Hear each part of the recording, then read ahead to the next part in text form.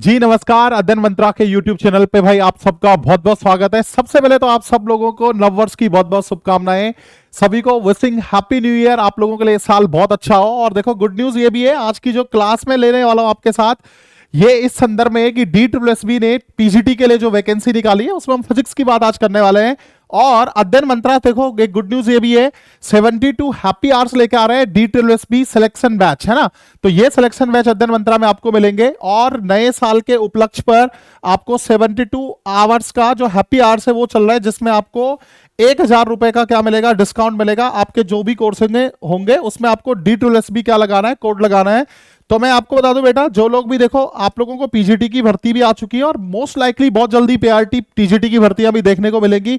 आपका काम है टाइम से पहले, जब तक एग्जाम होता है, जब तक कोई भर्ती और आती है, उससे पहले अपनी क्या करना, प्रिपरेशन करना। और इसमें मैं आपको बता दूं, पीआरटी के लिए जो हमारा कोर्स है वो 1999 को पड़ेगा। कितने के बदले? 2999 के बदले आपको 1000 रुपए का डिस्काउंट पड़ के ये पड़ेगा 1999 का। जो टीजीटी का जो अपना कंप्लीट पेपर है 4999 की जगह वो आपको पड़ेगा 3999। और पीजीटी के लिए बेटा जो हमारा बैच है वो 5999 की जगह आपको पड़ेगा मात्र 4999। लेकिन ये 1000 रुपए का डिस्काउंट आपको तभी मिलेगा जब आप 72 घंटे के से पहले इसको क्या कर लोगे, कोड को अवेल कर लोगे। उसके बाद इस कोड को लगाने के बाद आपको मात्र 500 का डिस्काउंट मिलेगा। तो जल्दी से आप एडमिशन ले लीजिए, जितनी भी लोग एडमिशन लेना चाहते हैं। हेल्पलाइन नंबर है 9556 9557, ठीक है ना। चलिए देखो, मैं आपको बताता हूं जो फिजिक्स के बारे में हम बात करेंगे, लेकिन एक बार फिर से मोटी मोटी जानकारी दोबारा आपको बता देता हूं। वैसे तो आपने रोहित सर की वीडियो देखी होगी, पूरी जानकारी इसमें।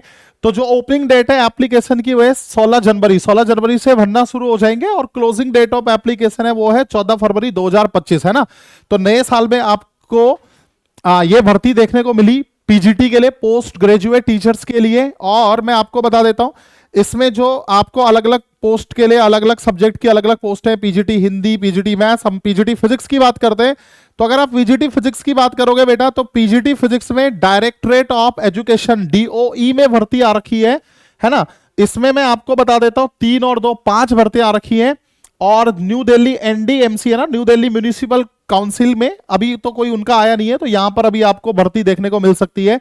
जैसे कि फॉर एग्जांपल आप देखोगे इसमें मैथ्स में भी नहीं देखने को मिली है, ऊपर हिंदी में भी नहीं देखने को मिली है, लेकिन फिलहाल जो आपकी भर्ती है वो DOE के लिए आ रखी है ना। तो इसमें 5 सीटें बेटा आपके लिए। फीमेल के लिए 2 सीट्स हैं, मेल के लिए 3 सीट्स हैं। हो सकता है आपके दिमाग में आ रहा हो केवल मात्र 5 सीटें, लेकिन आपको लड़ना है चाहे सीट एक क्यों ना हो, है ना। सिंगल सीट होती तब भी आप फाइट करते। अपने को देखते कि आपको कितना आता है, आप कितनी अच्छी प्रिपरेशन आपकी है, क्योंकि आपको नहीं पता, मान लो कल की डेट में फिर कभी वैकेंसी ज्यादा आ गई तो क्या आप प्रिपेयर्ड हो कि नहीं हो। तो इसलिए आप ध्यान रखना, आप सब लोगों को इसको सीरियसली लेने की जरूरत है। अच्छा, मैं आपको बता देता हूं और इसके बारे में जानकारी जो है, देखो पीजीटी फिजिक्स के लिए ऑब्वियसली ये पोस्ट कोड है 826/24। इसमें आपने जैसे देख ही लिया है कि इसमें 5 है ना, ठीक है। टोटल पोस्ट कितनी है? 3 है मेल्स के लिए। पहले मैं मेल्स का बता देता हूं, 1 अनरिजर्व्ड के लिए, 2 ओबीसी के लिए, SC ST के लिए अभी आपको देखने को नहीं मिली है। देखो इसमें एसेंशियल क्वालिफिकेशन में आपके पास मास्टर्स डिग्री इन फिजिक्स होना चाहिए, या आपको मास्टर्स इलेक्ट्रॉनिक्स में होना चाहिए। अप्लाइड फिजिक्स में वो चलेगा, न्यूक्लियर फिजिक्स में वो चलेगा, किसी भी रिकॉग्नाइज्ड यूनिवर्सिटी से विद एटलीस्ट 50% मार्क्स, है ना। एग्रीगेट मार्क्स आपके कितने हो? 50% हो। तो एक तो ये बात आपको ध्यान रखनी है। उसके अलावा आपके पास बैचलर डिग्री हो और साथ में आपने क्या कर रखा हो, बीएड कर रखा हो, otherwise bachelor of education from a recognized, और आपके पास क्या हो, BSc BEd हो, ठीक है, ध्यान रखना। तो ये एजुकेशनल क्वालिफिकेशन की इसमें क्या है, एसेंशियल क्वालिफिकेशंस में आता है। बाकी ये ग्रुप बी की सर्विस के उस पे आएगा, नॉन गजेटेड पोस्ट के बराबर होगा इक्विवेलेंट, जिसमें जो आपका ये है पे लेवल क्या है, 8 है भाई। तो ये भी आपके लिए बड़ा इंपॉर्टेंट, बहुत इंपॉर्टेंट एस्पेक्ट है। और मैं आपको बता दूं, इसमें जो एज होनी चाहिए वो 30 साल से ज्यादा नहीं होनी चाहिए। तो ये भी एक इश्यू चल रहा था, 36 उन्होंने 30 कर दिया है। तो फिलहाल नॉट एक्सीडिंग 30 ईयर्स है, 30 साल से ज्यादा नहीं होनी चाहिए। तो ये बात भी आप ध्यान रखिएगा बेटा। ऐसे ही मैं आपको बता देता हूं जो ओके, तो ये ध्यान रखना आप। तो ऐसे फीमेल्स के लिए बता दूं, इसमें भी जो फीमेल्स के लिए पोस्ट है, तो फीमेल्स के लिए ध्यान से देखना, एक पोस्ट अनरिजर्व्ड के लिए, एक पोस्ट ओबीसी के लिए, टोटल पोस्ट उसमें 2 हो गई। तो ये 2 पोस्ट है, इसमें भी एसेंशियल क्वालिफिकेशन में masters degree in physics, electronics, applied physics और nuclear physics same to same, है ना, उसमें कोई डिफरेंस नहीं है, मैं आपको बता दूं। तो इसमें देखोगे आप तो बीएससी बीएड आपको चाहिए 40 जो पे लेवल है वो कौन सा वाला है 8 है ना, पे लेवल स्केल कौन सा वाला है 8 वाला है, ये देख लेना। ग्रुप बी की सर्विस है तो सेम टू सेम। ऑलराइट, चलिए अब मैं आपको बता देता हूं इसमें देखो, अब इसमें जो एग्जामिनेशन की स्कीम है आपको पता होगा। एग्जामिनेशन क्या होगा बेसिकली, टीयर 1, जो टीयर 1 एक टीयर में होगा एग्जाम जिसमें 300 मार्क्स का होगा। सबसे अच्छी बात है सिर्फ एक ही दिन एग्जाम होगा, ये बहुत अच्छी बात है। 300 मार्क्स का एग्जाम होगा जिसमें 100 मार्क्स आएंगे किसमें, इस वाले सेक्शन में, सेक्शन 1 में, जिसमें क्या आता है क्वांट, मेंटल एबिलिटी है ना, मेंटल एबिलिटी एंड रीजनिंग वाला है, फिर general awareness, English, Hindi and numerical aptitude जिसको क्वांट बोलते हैं। तो सामान्य तौर पर 20 बजे 100, 20 मार्क्स ईच। तो 20 मार्क्स की आपका क्या आएगा रीजनिंग, 20 मार्क्स का जनरल अवेयरनेस, 20 मार्क्स की आपकी इंग्लिश, 20 मार्क्स की हिंदी और 20 मार्क्स का आपका क्या आएगा डीआई और numerical aptitude, quant and DI जिसको बोलते हैं शॉर्ट में, है ना। तो ये ध्यान रखना जो आपका सब्जेक्ट है, अगर मैं फिजिक्स की बात करूं हर सब्जेक्ट में ऐसा ही होगा। उसमें कितने मार्क्स होंगे, तो उसके मार्क्स होंगे बेटा 200 क्वेश्चन 200 मार्क्स, है ना, 200 मार्क्स का आपका सब्जेक्ट आएगा। तो ये ध्यान रखना जो सब्जेक्ट का वेटेज है वो सीधा डबल है ना, वहां 100 मार्क्स का है तो ये 200 मार्क्स का है, ध्यान रखना।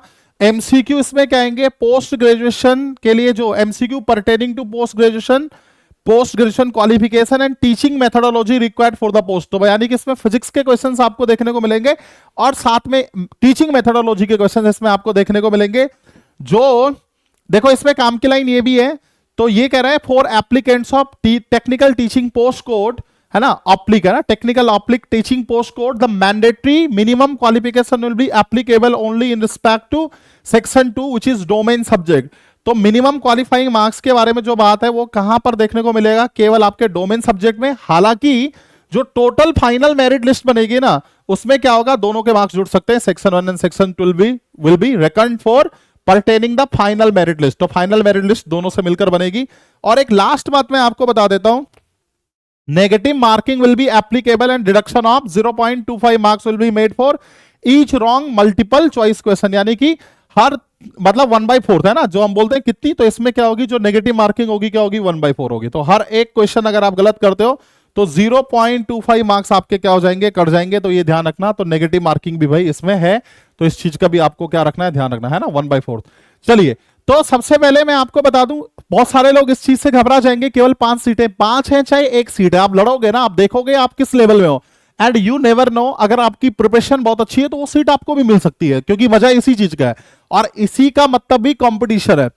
आपकी प्रिपरेशन अच्छी रहेगी तो आप क्या कर सकते हो, अगली बार अगर वैकेंसी ज्यादा आएंगी तो आप उसमें क्या कर लोगे, मान लो भाई सबका तो सिलेक्शन नहीं होगा क्योंकि सीटें 5 है, लेकिन अगर मान लो सीट्स 5 में अगर आपका नहीं होता है तो आप अगली बार के लिए क्या होगे, प्रिपेयर्ड रहोगे, आपको ये पता लग जाएगा किस टाइप का पेपर आता है और आप कितने नजदीक थे। And if you have good luck, अगर आपका लक भी साथ दे दे, हार्डवर्क भी साथ दे दे, तो may be you will be on the other side of the line, है ना, पास हो जाओगे। तो ये ध्यान रखना। चलिए कैसे तैयारी करनी है मैं आपको बता देता हूं। अध्ययन मंत्रा लेके आया है बैच, मैंने आपको बताया है, लेकिन उससे पहले इंडिकेटिव सिलेबस अगर मैं आपको बताऊं तो ये सिलेबस हमारे पास है, इंडिकेटिव सिलेबस, ठीक है ना। इस इंडिकेटिव सिलेबस में जो डिटेल्ड सिलेबस है पहले उसको डिस्कस कर लेते हैं। देखो डिटेल्ड सिलेबस हमारे पास ये दे रखा बेटा, ये सबको पता है वाला सिलेबस, क्योंकि आप लोगों ने मास्टर्स किया है और वो वाली बात होगी ना, एक जैसे बोलते हैं मास्टर्स किया है तो ग्रेजुएशन भी किया होगा, ग्रेजुएशन किया है तो 11 12 भी पढ़ी होगी। तो ये 11 12 का सिलेबस है एग्जैक्टली। जो डिटेल्ड सिलेबस है ये एनसीईआरटी का सिलेबस है, एनसीईआरटी क्लास 11th, मैं आपको बता दूं क्लास 11th एंड क्लास 12 सीधा सीधा उठा के ये दे दिया। यानी कि मेजोरिटी ऑफ जो पोर्शन होगा वो कौन सा होगा, 11 12 की क्लास से होगा।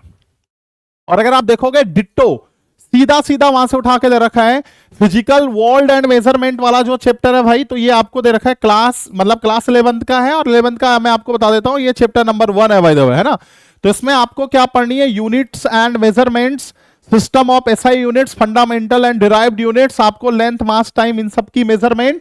अगर आपको मैं सीधा सीधा बता दूं, ध्यान से समझना इस बात को and accept this fact, DSSB या कोई भी एग्जाम, KVS NBS कहीं पे भी जब फिजिक्स का पेपर हो रहा है वहां पर 70 to 80% क्वेश्चंस जो आपके सब्जेक्ट के मतलब आउट ऑफ सब्जेक्ट है ना, 100% में से 70-80% questions will be problem based.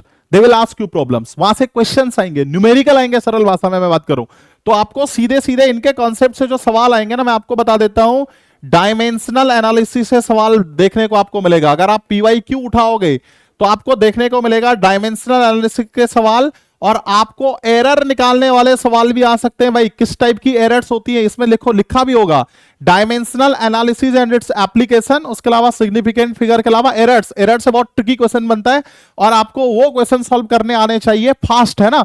PYQ most important है। मैं और हर बात में आपको ये कहूंगा, जब पीजीटी की बात होगी तो कम से कम इंडिया में जैसे हमारे पास जेई मेंस का एग्जाम होता है ना, मेंस, कम से कम जेई मेंस तक के सवाल आपको आने चाहिए।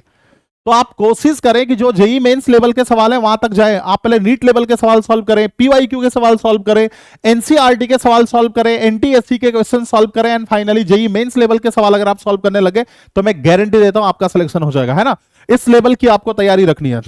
देखो जो दूसरी यूनिट है काइनेमेटिक्स, मतलब ये मोशन के बारे में, यहां से मैकेनिक्स का जो पोर्शन है काइनेमेटिक्स एंड डायनामिक्स जिसको बोलते हैं, और सीधा सीधा इसने सिलेबस उठा रखा है। 1 डायमेंशनल मोशन के बारे में बात हो रही है, 2 डायमेंशनल मोशन के बारे में बात हो रही है, और ग्राफ्स के बारे में बात हो रही है। फिर uniform and non uniform motion का क्वेश्चन आएगा, एवरेज स्पीड, इंस्टेंटेनियस स्पीड, ये सब पूरा सेम टू सेम जो मैकेनिक्स में आएगा। फिर मैं आपको दोबारा बता दूं, यहां से भी न्यूमेरिकल्स आएंगे, मेनली न्यूमेरिकल बेस्ड क्वेश्चंस होंगे, ध्यान रखना, मेनली न्यूमेरिकल बेस्ड क्वेश्चंस होंगे। अगर मैं आपको बताऊं ये सब का सब यहां पर वेक्टर, वेक्टर का addition, subtraction, relative velocity, scalar product, ये सब आपको देखने को मिलेगा। Rectangular component of vectors, motion in plane, है ना, प्रोजेक्टाइल मोशन, सर्कुलर और uniform circular, non uniform circular, ये सब इसने लिखा हुआ है यही सिलेबस में। मेरी बात ध्यान से सुनना, मैं आपको हर चीज बताते चलूं।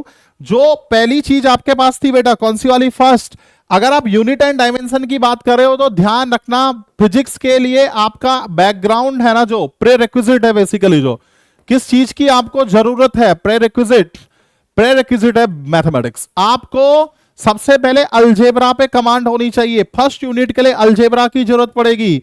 अगर मैं काइनेमेटिक्स की बात करूं तो काइनेमेटिक्स में आपकी कमांड होनी चाहिए एटलीस्ट 2 चीजों पर, vector calculus, you should be very good at vector algebra. अगर कैलकुलस भी नहीं तो एटलीस्ट पहले वेक्टर अलजेब्रा, है ना, वेक्टर अलजेब्रा। और कैलकुलस के कॉन्सेप्ट से एक बार रिवाइज कर दो क्योंकि पीजीटी लेवल का है, तो आपको पूरा कॉन्सेप्ट पता होना चाहिए। डिफरेंशियल कैलकुलस, है ना, डिफरेंशियल कैलकुलस, इंटीग्रल कैलकुलस, इसकी जरूरत पड़ने वाली बेटा हमें पूरी मैकेनिक्स में शुरू में, है ना।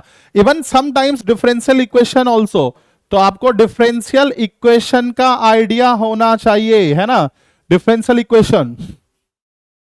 उसके अलावा, इसके अलावा अगर मैं आपसे बोलूं तो फंक्शन एंड ग्राफ, एक बार पूरा दिमाग में बिठा दो, फंक्शन एंड ग्राफ, इसको एक बार रिवाइज कर लेना, फंक्शन एंड ग्राफ, तब जाके आपसे ये प्रॉब्लम सॉल्व होंगी जिसके बारे में बात कर रहा हूं। ये सब प्रॉब्लम सब सॉल्व होंगी आपसे।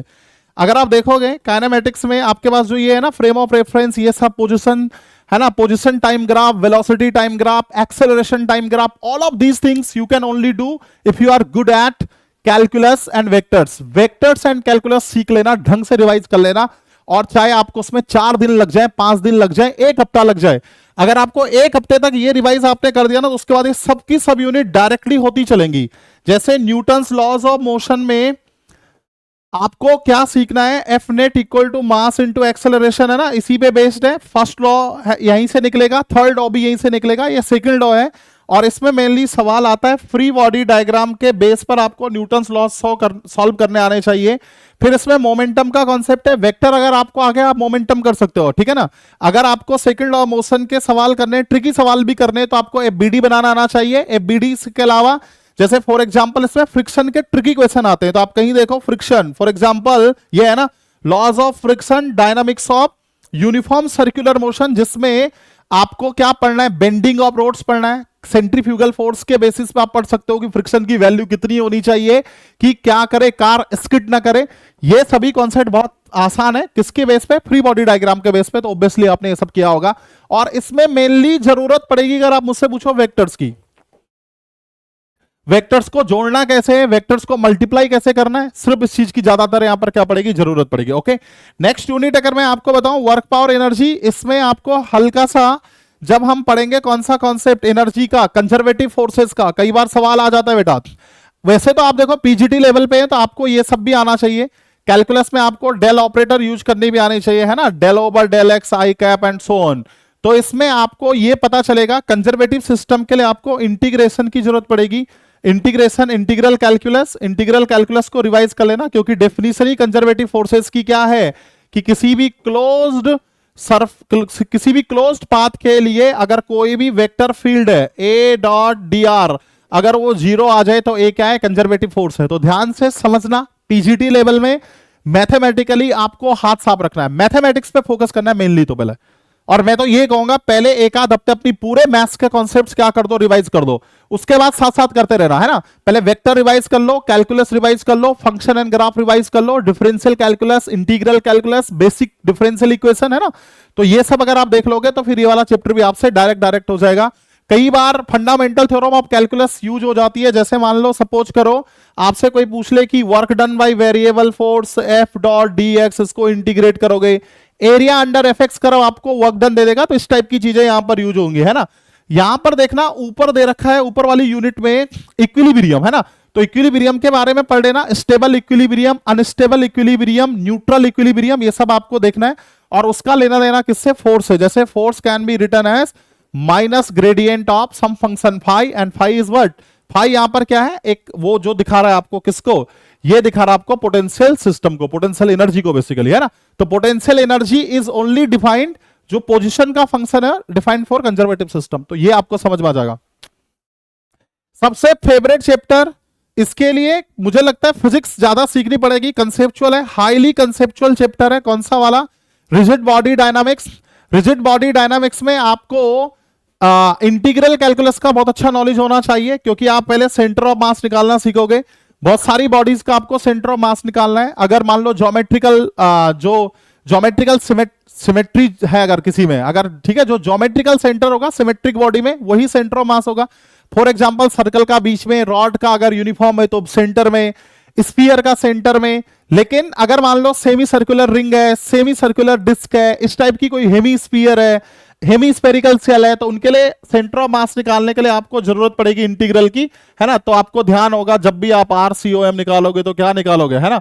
तो आपको बताए ये कैसे कैसे निकालोगे आप, DM RCOM, है ना, divided by under root DM, मतलब इस तरह से। या अगर मान लो RCOM निकालने का डिस्क्रीट बॉडीज के लिए क्या होगा, MIRI डिवाइडेड बाय, आप क्या करोगे, समेशन MI, इस तरह से, है ना। और अगर मैं आपको बताऊं तो यहां पर आपको इसी चीज का यूज करोगे मोमेंट ऑफ इनर्शिया के लिए। तो ये वाला चैप्टर बहुत बड़ा है, it is going to take a lot of time, है ना। तो सेंटर ऑफ मास इसने दे रखा है आपको, सेंटर ऑफ मास सीखोगे निकालना। फिर आप इन पार्टिकल्स के लिए क्या करोगे, या ये वाला करोगे ना, रोटेशन, मोमेंट ऑफ इनर्शिया। और मोमेंट ऑफ इनर्शिया के बाद हम क्या करेंगे, टॉर्क, एंगुलर मोमेंटम। तो मैं इसको थोड़ा अपने तरीके से कराऊंगा, बहुत फेवरेट चैप्टर है, इंटरेस्टिंग है। सेंटर ऑफ मास निकालेंगे, उसके बाद हम रोटेशनल वेरिएबल्स जो होते हैं, for example angular speed, angular acceleration, ये सब निकालेंगे और इस तरह से इस चैप्टर को करेंगे। तो इसमें बहुत मतलब मैथमेटिक्स के अलावा आपको लॉट्स ऑफ कॉन्सेप्ट्स, नए नए कॉन्सेप्ट्स और क्वेश्चंस क्या करते हैं, गैप फिल करते हैं। और मैं इसलिए बार बार कह रहा हूं, प्रीवियस ईयर में आए हुए क्वेश्चंस या जेई मेंस में आए हुए क्वेश्चंस, इस लेवल के क्वेश्चंस पीजीटी वाले बच्चों को करने चाहिए, ताकि जब आप थ्योरी पढ़ रहे हो तो उसके बाद जो गैप्स है ना, जैसे फॉर एग्जांपल कैविटी प्रॉब्लम्स, ये सब प्रॉब्लम्स आप करोगे तो आपके जो थ्योरी के गैप्स हैं वो क्या हो जाएंगे, फिल हो जाएंगे। जैसे parallel axis theorem, perpendicular axis theorem, वहां से आपको डायरेक्ट सवाल देखने को मिल जाएगा। ग्रेविटेशन वाला जो चैप्टर है ये सेम टू सेम जाएगा किससे, ये जाएगा इलेक्ट्रोस्टैटिक्स की तरह। तो ध्यान रखना, इलेक्ट्रोस्टैटिक्स की तरह इस चैप्टर को कर सकते हैं। ये कुछ नहीं है, इसमें बहुत बेसिक कॉन्सेप्ट्स हैं, तो इसमें मेरे को लगता नहीं किसी को कोई दिक्कत होगी। ग्रेविटेशनल पोटेंशियल एनर्जी वो कंजर्वेटिव सिस्टम वाला पार्ट है, तो ये भी सिंपल है और ये हो जाएगा वेक्टर्स की मदद से, तो इसमें ज्यादा दिक्कत नहीं होने वाली होगी आपको, ये वेक्टर्स की मदद से हो जाएगा बेटा। Property of bulk matter, elastic stress strain, है ना, elastic behaviour, Young's modulus, bulk modulus, modulus of rigidity, बहुत आसान है, एक दिन का ही चैप्टर है, एक ही लेक्चर में काम हो जाएगा। बाकी जो गैप्स होंगे वो क्वेश्चन सॉल्व करके होंगे, डिफिकल्ट क्वेश्चन सॉल्व करोगे तो आपको समझ में आ जाएगा। इसमें पोटेंशियल एनर्जी का कॉन्सेप्ट भी है बाय द वे, है ना, तो ध्यान रखना, इलास्टिक पोटेंशियल एनर्जी वो आपको करनी आनी चाहिए। फिर अगर मैं फ्लूइड की बात करूं तो फ्लूइड मैकेनिक्स, वो भी कम से कम 10-12 लेक्चर लेगा।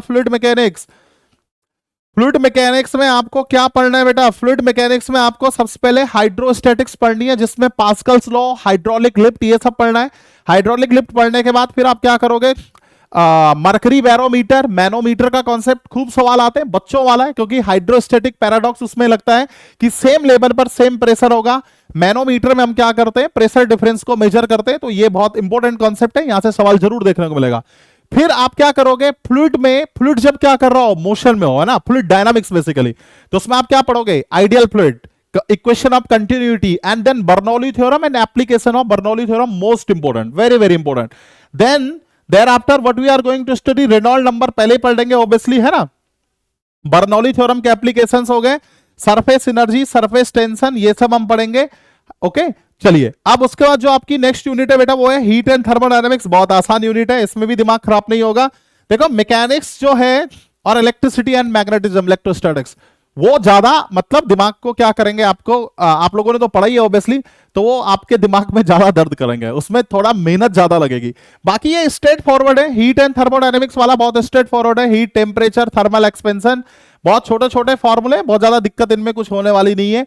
ये जो हीट ट्रांसफर कंडक्शन है, ये हीट करंट का कॉन्सेप्ट हम यहां पर पढ़ेंगे, सेम टू सेम जैसे हम कौन सा पढ़ते हैं, delta T by R T, है ना, थर्मल रेजिस्टेंस की तरह पढ़ेंगे इसको। इसके पैरेलल एंड सीरीज कॉम्बिनेशन भी क्या है, स्ट्रेट फॉरवर्ड है। तो जो थर्मल कंडक्टिविटी का कॉन्सेप्ट है, न्यूटन्स लॉ ऑफ कूलिंग भी बहुत आसान है, एक बार में हो जाएगा। थर्मोडायनेमिक्स नॉट वेरी डिफिकल्ट, मतलब इस लेवल में आप देखोगे आपके आसानी से हो जाएगा। फर्स्ट लॉ ऑफ थर्मोडायनेमिक्स, पहले तो जीरो लॉ भी बता सकते हैं हम, है ना, first law of thermodynamics, second law of thermodynamics जिसमें हम एंट्रोपी के बारे में पढ़ेंगे। Then we are going to talk about heat engine, refrigerator, Carnot cycle, Carnot theorem, ये सब हम कंप्लीट करेंगे, तो इसमें भी आपको दिक्कत नहीं होगी। चलिए, ऑसिलेशन एंड वेव्स वाला जो चैप्टर है बेटा, इसमें आपको पड़ेगी किसकी जरूरत, ट्रिगोनोमेट्री, है ना, ट्रिगोनोमेट्रिक फंक्शन पे कमांड होगी तो मजा आ जाएगा। ट्रिगोनोमेट्रिक फंक्शन, तो ट्रिगोनोमेट्रिक फंक्शन, ट्रिगोनोमेट्रिक ग्राफ्स, अगर आपको ये अच्छे से आ गए, डिफरेंशियल इक्वेशन की यहां पर सख्त जरूरत पड़ने वाली है। जब भी हम क्या पढ़ेंगे, damped simple harmonic motion, forced oscillation पढ़ेंगे, तो आपको जरूरत पड़ेगी किसकी, डिफरेंशियल इक्वेशन। बहुत आसान है, स्ट्रेट फॉरवर्ड है, बस इसमें जरूरत किस चीज की है, केवल मैथमेटिक्स की जरूरत है। सिंपल हार्मोनिक मोशन से जरूर एक सवाल आ जाएगा, बहुत मजेदार टॉपिक है ये। और कॉन्सेप्ट ऑफ रेजोनेंस, ये वाला चैप्टर समझ में आ गया तो जो भी हम आगे बात करेंगे, हम वेव्स हमारी समझ में आ जाएंगी, EMW, है ना, इलेक्ट्रोमैग्नेटिक वेव्स हमारे समझ में आ जाएंगी, वेव ऑप्टिक्स हमारे समझ में आ जाएगी। बहुत हद तक अल्टरनेटिंग करंट है ना जो AC, वो भी इसी तरीके से चलती है, साइनोसॉइडल होता है, तो उसमें भी हम क्या करेंगे, इन कॉन्सेप्ट्स को यूज करेंगे। ठीक है, तो ये वेव मोशन भाई आ गया। चलिए, ये स्ट्रिंग वेव्स, है ना, ये सब पढ़ेंगे, जैसे फॉर एग्जांपल डॉपलर इफेक्ट, ये सब के सवाल करेंगे। तो पूरा डिटेल सिलेबस है। अब हम क्लास 12 की अगर किताब पे आए तो क्लास 12 में सबसे पहले पढ़ाया जाता है क्या, इलेक्ट्रोस्टैटिक्स। इलेक्ट्रोस्टैटिक्स में आपको क्या पढ़ना है, Coulomb's law, electric field, electric potential, है ना, और इलेक्ट्रिक पोटेंशियल तक है पहले मेन, तो वहां तक आपको, जैसे इलेक्ट्रिक फील्ड निकालने के लिए Gauss theorem, applications of Gauss theorem, तो उसमें इलेक्ट्रिक फ्लक्स का कॉन्सेप्ट पढ़ेंगे, है ना, और उसके अलावा डिफरेंट डिफरेंट बॉडीज का जो इलेक्ट्रिक फील्ड होता है वो निकालना सीखेंगे, और उन पे बेस्ड जो क्वेश्चंस हैं वो यहां पर पूछे जाते हैं, तो ध्यान रखना। तो ये सब पूरा वही है भाई, सुपरपोजिशन प्रिंसिपल हो गया, continuous charge distribution, electric field जो मैं आपको बता ही रहा था, डाइपोल, है ना, तो dipole, work done due to dipole, फिर से वही वाला concept, stable equilibrium, unstable equilibrium, stable equilibrium को एसएचएम की तरह हो सकता है ना, तो वहां से एसएचएम हम क्या कर सकते हैं, प्रोड्यूस कर सकते हैं, तो एसएचएम मोशन कर सकते हैं मतलब, है ना, तो एसएचएम वाले मोशन को भी इसमें सवाल यहां पर आते हैं। मैं बार बार बता रहा हूं, क्वेश्चंस आएंगे, न्यूमेरिकल्स आएंगे इसमें, और न्यूमेरिकल्स क्या करेंगे, आपके गैप्स को फिल करेंगे भाई। तो आपका गैप्स कौन फिल करेंगे, न्यूमेरिकल, इलेक्ट्रिक पोटेंशियल का कॉन्सेप्ट, अलग अलग बॉडीज के इलेक्ट्रिक पोटेंशियल, है ना, इलेक्ट्रिक फील्ड, इलेक्ट्रिक पोटेंशियल में जो रिलेशनशिप है बेसिकली, है ना, सबको पता होगा ये वाला रिलेशनशिप, जैसे for example VA minus VV equal to A to B E dot DL, है ना, अगर B डॉट A करता तो माइनस साइन आ जाता, मैंने माइनस साइन हटा के इंटीग्रल कर दिया है, तो इंटीग्रेशन की भी जरूरत पड़ेगी। ग्रेविटेशनल फील्ड हम जैसे करेंगे वैसे इलेक्ट्रिक फील्ड करेंगे, इलेक्ट्रिक फील्ड का कॉन्सेप्ट, ये सब हम यूज करेंगे इसको, तो मोस्ट इंपोर्टेंट। फिर आ गया भाई, और हम capacitor, concept of capacitor, capacitance पढ़ेंगे भाई। करंट इलेक्ट्रिसिटी में आपको क्या पढ़ने, सर्किट प्रॉब्लम्स बेसिकली, तो इलेक्ट्रिक करंट का कॉन्सेप्ट पढ़ना है, इलेक्ट्रिक करंट का कॉन्सेप्ट है। उसके अलावा Ohm's law, electrical resistance, VI characteristic, linear non linear, है ना, तो VI कैरेक्टरिस्टिक में अगर लीनियर है तो ohmic circuit, otherwise non ohmic circuit. Electrical resistivity का कॉन्सेप्ट, ड्रिफ्ट वेलोसिटी, मोबिलिटी, है ना, मोबिलिटी मोस्ट इंपोर्टेंट है भाई एग्जाम के लिए। तो ये ध्यान रखना। और रजिस्टर्स में हम क्या पढ़ेंगे, Kirchhoff's laws and its applications, potentiometer, metre bridge का कॉन्सेप्ट है ना, किस पे, व्हीट स्टोन ब्रिज पे बेसिकली। तो व्हीट स्टोन ब्रिज के एप्लीकेशंस में आ जाता ना ये पोटेंशियोमीटर, मीटर ब्रिज, ये सब। देखो मैग्नेटिक फील्ड में आपको 3 डायमेंशनल 3D में मैग्नेटिक फील्ड किसमें होता है, 3D में, तो आपको इसमें क्रॉस प्रोडक्ट की अच्छी कमांड होनी चाहिए। इसमें आपको क्रॉस प्रोडक्ट और इंटीग्रल कैलकुलस की कमांड होनी चाहिए। इंटीग्रल कैलकुलस की हेल्प से हम अलग अलग बॉडीज का क्या कर सकते हैं, मैग्नेटिक फील्ड निकाल सकते हैं। तो ये ध्यान रखना, magnetic field and current and magnetism में हम बायो-सावर्ट लॉ, इसके एप्लीकेशंस, एम्पियर्स लॉ, ठीक है, इन्फिनिटी लॉन्ग स्ट्रेट वायर के कारण, सोलेनॉइड, टोरॉइड, ये सब है ना, रिंग के कारण एक्स एक्सिस पे, रिंग के सेंटर पे एक स्ट्रेट वायर के कारण। तो ये बायो-सावर्ट लॉ के क्या है, एप्लीकेशंस है। बायो-सावर्ट लॉ की मदद से हम क्या करते हैं, मैग्नेटिक फील्ड निकालते हैं भाई, ठीक है। तो ये वाला चैप्टर हम ऐसे कवर करेंगे, ध्यान से देखना। फिर जब क्या करेंगे, मैग्नेटिक फील्ड में अगर कोई charge particle, for example -E वाला इलेक्ट्रॉन, +E वाला प्रोटॉन, ये प्लस माइनस बहुत इंपॉर्टेंट रोल प्ले करते हैं, इसलिए मैं कह रहा हूं क्रॉस प्रोडक्ट बहुत इंपॉर्टेंट है, क्योंकि इसकी शुरुआत ही कहां से होगी, जो मैग्नेटिक फोर्स है वो क्या होगा, charge Q0 V cross B। तो ये क्रॉस प्रोडक्ट पे हमको अच्छी कमांड होनी चाहिए, इसमें डायरेक्शन की जरूरत भी पड़ेगी बेटा। तो ये वाला चैप्टर हम यहां कवर करेंगे। फिर मैं आपको बता दूं, बस अभी तो देखो मैं ब्रीफली बता रहा हूं, ठीक है, बाकी तो आप लोगों ने पीजीटी किया है तो आपको ये सभी टॉपिक पता है, लेकिन हम कैसे कैसे कवर करेंगे, क्या पढ़ेंगे, वो मैं आपको बता रहा था। अगर आप इलेक्ट्रोमैग्नेटिक इंडक्शन की बात करो तो फैराडे लॉ वाला पूरा चैप्टर सिर्फ और सिर्फ एक ही प्रिंसिपल पे है कि d∅v/dt equal to EMF, negative direction में, है ना। और इसी को अप्लाई करना है अलग अलग चीजों के लिए, जैसे BBL साइन थीटा आ जाता ना मोशन के लिए। अगर एक मैग्नेटिक फील्ड में किसी कंडक्टर को मोशन कराएं तो उस पर कहां पर फोर्स लगेगा, कैसे EMF जनरेट होगा, तो ये सब हम यहां पर करेंगे, ठीक है। फैराडे लॉज के बाद mutual induction and self inductance, है ना, तो mutual inductance and self inductance के बारे में बात करेंगे। Then need for displacement current, और मोस्ट लाइकली हमको यहीं पे क्या करना चाहिए, मैक्सवेल इक्वेशंस को रीड करना है, यहां पर पढ़ना है, उनको समझना है। आप सब लोगों ने मैक्सवेलियन फिजिक्स पढ़ी होगी। देन अल्टरनेटिंग करंट मैं आपको बता रहा था, बहुत मस्त है वो, SHM से बहुत हद तक मिलता जुलता है, और उसी की तरीके से हम क्या निकालेंगे, इसमें RMS वैल्यूज निकालेंगे, और इसमें डिफरेंशियल इक्वेशन की जरूरत पड़ेगी, जैसे प्योर रेसिस्टिव सर्किट हो गया, प्योर कैपेसिटिव हो गया, फिर उसके अलावा LC oscillation, LCR series, resonance circuit, AC circuit, finally generator, Motors and transformer का कॉन्सेप्ट, है ना। तो ये ध्यान रखना। ऑप्टिक्स, अगर ऑप्टिक्स की बात करें तो ऑप्टिक्स में आपको जरूरत पड़ेगी किसकी, geometry, lots of geometry, at least ray optics में लॉट्स ऑफ ज्योमेट्री, है ना। उसमें हम स्मॉल एंगल अप्रोक्सीमेशन के बारे में पढ़ते हैं, thin lens formula, lens maker formula, पहले लेंस मेकर फिर थिन लेंस फार्मूला, है ना, डिस्पर्सन ऑफ लाइट पढ़ेंगे। तो ये सब है भाई इसमें, ठीक है, अलग अलग चीजें। स्फेरिकल सरफेस के लिए आपको क्या पढ़ना है, रिफ्रैक्शन एट स्फेरिकल सरफेस बोले तो यहां से लेंस मेकर फार्मूला ये सब निकल के आएगा। फिर magnification, power of lens, combination of thin lens, ये सब कवर करेंगे। तो ये क्या है, ज्योमेट्री। आप देख रहे हो हर जगह मैथमेटिक्स की जरूरत है, और इसलिए आप लोगों ने ग्रेजुएशन में मैथमेटिक्स जरूर पढ़ी होगी, है ना। तो मैथमेटिक्स के बिना फिजिक्स नहीं हो पाएगी। आपकी मैथ्स को आपको क्या करना है, रिवाइज करना है। अगर मैथमेटिकली आप बहुत अच्छे हो जाओगे तो आपके लिए बहुत आसान हो जाएगा। वेब ऑप्टिक्स में हम पढ़ेंगे इंटरफेरेंस के बारे में, है ना, इंटरफेरेंस, और फिलहाल तो इसमें है नहीं division of amplitude and division of wave front. Otherwise Huygens principle, Huygen या हेगन्स जैसे भी आप पढ़ते हो, यहां पर सिलेबस में होगा, तो आप देखना ये कैसा ना, हेगन्स प्रिंसिपल। हेगन्स प्रिंसिपल के बाद हम क्या पढ़ेंगे, interference, coherent, non coherent waves, coherent waves के लिए इंटरफेरेंस, डिफ्रैक्शन, इन दोनों में डिफरेंस एंड पोलराइजेशन, ये 3 चीजें हम यहां पर कवर करेंगे भाई, तो ध्यान रखना, okay. Plane polarised light, polarisation में ये सब है ना, Brewster's angle, plane polarised light and polaroids के बारे में पढ़ेंगे। मॉडर्न फिजिक्स बहुत आसान है और बहुत मजेदार है इस लेवल में जो यहां पर दे रखा है। मॉडर्न फिजिक्स में de Broglie equations, de Broglie equation से पहले चाहे आप डी ब्रोगली इक्वेशन पढ़ लो, dual nature of radiation, then photoelectric effect, Hertz and Lenard's experiment, है ना, और Einstein's photo electric effect equation, ये सब पढ़ेंगे। कॉम्पटन इफेक्ट हम पढ़ेंगे, कॉम्पटन स्कैटरिंग भी बोलते हैं इसको, diffraction of X-ray, Bragg's law, Hall effect, ये सब यहां से सवाल आ जाता है। मैटर वेव्स जिसके बारे में बात कर रहा था, de Broglie equations, Davisson Germer experiment जो उसको जस्टिफाई करता है, alpha particle scattering experiment, Rutherford's model, Bohr's model, energy level of hydrogen atom, है ना, Balmer series, Paschen, Brackett, Pfund series, इनके बारे में पढ़ेंगे। लाइमन के बारे में सबसे पहले, लाइमन बामर, एक्चुअली पहले बामर आई थी ना जिसमें विजिबल था, तो फिर Lyman बामर Paschen Brackett Pfund series, इसके बारे में अध्ययन करेंगे। ऑलराइट, फिर आप अगर देखोगे न्यूक्लियर फिजिक्स, न्यूक्लियर फिजिक्स में हम न्यूक्लियस के बारे में पढ़ेंगे, isotopes, isobar, isotones, radioactivity, alpha decay, beta decay, gamma decay, we are going to cover all of these things. Alright, and the laws of radioactivity, है ना। फिर उसके अलावा मास डिफेक्ट का concept, mass energy relationship equal to MC square, यहां से सवाल आ जाएगा आपके पास, है ना। मास डिफेक्ट का concept, binding energy per nucleon जो कर्व है उससे कैसे nuclear fission and nuclear fusion वाला जो कॉन्सेप्ट है उसके बारे में हम क्या करेंगे, स्टडी करेंगे। तो ये तो आपका सिलेबस हो गया भाई।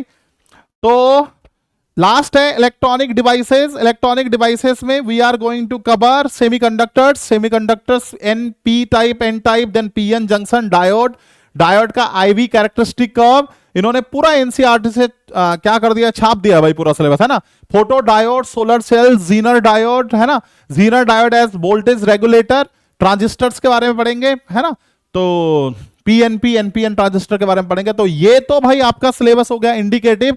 अपार्ट फ्रॉम दिस, इन लोगों ने क्या कर रखा है, आपको एक ब्रॉड सिलेबस ये बता रखा है कि syllabus for PGT physics in department of education and NDMC में जो है, ये तो एनसीईआरटी हमने सब डिस्कस कर दिया है, पर भाई इसमें ग्रेजुएशन वाली बातें भी इन्होंने लिखी हुई है, डिटेल नहीं बता रखा है, पर ये कहना चाह रहे हैं, अगर आप 13 नंबर से देखोगे, मॉडर्न फिजिक्स हमने बात करी थी ना, electronic device, quantum mechanics, mathematical physics, classical mechanics, condensed matter physics, quantum electrodynamics, ये सब, radio activity, nuclear physics, advance topics in material science. कहने का मतलब ये है कि जब आप वो पूरा डिटेल्ड सिलेबस कर दोगे तो एक बार अपने ग्रेजुएशन एंड पोस्ट ग्रेजुएशन के notes, if you have time, उनको भी रिवाइज कर लेना।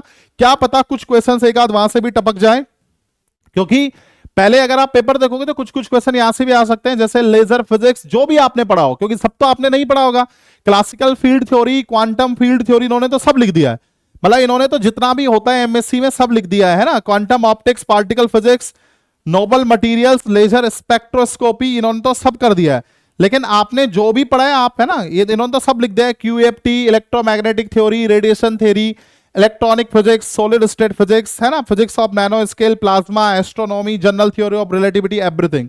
तो दे हाई एनर्जी फिजिक्स, इन्होंने तो सब लिख दिया है। लेकिन जो मेन डिटेल्ड सिलेबस है मैं दोबारा बता दूं, वो 11 12 का। तो पहले 11 12 का जो सिलेबस है उसको यही है, सब कुछ नहीं पढ़ना, सब कुछ पढ़ने से कुछ नहीं होता है, आपको स्मार्ट तरीके से पढ़ना है। जो डिटेल्ड सिलेबस है और जिसपे आपकी पकड़ है, पहले उसको पढ़ोगे और देखोगे उस पर आपकी एक्स्ट्राऑर्डिनरी कमांड हो जाए।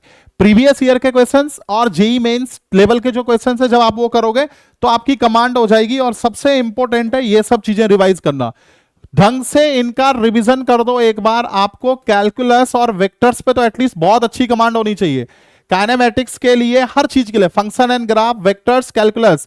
उसके अलावा ट्रिगोनोमेट्री, ट्रिगोनोमेट्रिक फंक्शन, है ना, ट्रिगोनोमेट्री के बिना काम नहीं होगा भाई, ध्यान रखना इस चीज को। Trigonometry most important, trigonometric function also, sine का कर्व कैसा होता है, कॉस का कैसा होता है, टैन का कैसा होता है, कब किसकी जरूरत पड़ती है, डिफरेंशियल इक्वेशंस ऑल्सो। तो ये इसका प्रेरिक्विजिट है भाई। तो चलिए भाई फिर मिलते हैं आप अपने कोर्स में। और मैं आपको पहले भी बता रहा था कि भाई आपको ये नहीं देखना सीट कितनी है, आप तो सिर्फ ये देखो कि आप उसके लिए फाइट करने के लिए रेडी हो कि नहीं हो। क्योंकि आप डर गए तो जो डर गया फिर वो सो मर गया वाली बात है ना। You have to fight it, you have to fight for your seat, है ना, अपनी सीट के लिए आपको फाइट करना है।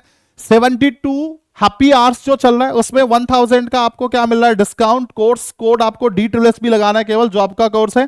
पीजीटी की मैं बता दूं इसकी फीस 11,999 है। आपने देख लिया है कि कितना बड़ा सिलेबस है, सब कुछ दे दिया उन्होंने, सब कुछ आपको पढ़ाना है बेटा।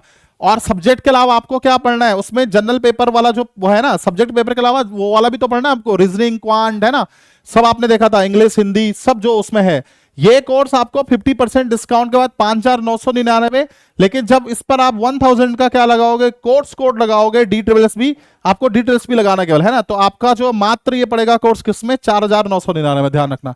ऐसे टीजीडी का कोर्स आपको पड़ेगा, जिन बच्चों को टीजीडी के लेना है, 3,999 में। और पीआरटी का आपको पड़ेगा 1,999। तो thank you so very much guys. एक बार फिर से आपको नए साल की बहुत बहुत शुभकामनाएं। मे गॉड ब्लेस यू, आपका साल 2025 बहुत अच्छा रहे, आप लोगों की जॉब लग जाए। पूरे अध्ययन मंत्र परिवार से मैं आपको यही शुभकामनाएं देता हूं। Thank you so very much, take care guys, फिर मिलते हैं, थैंक यू।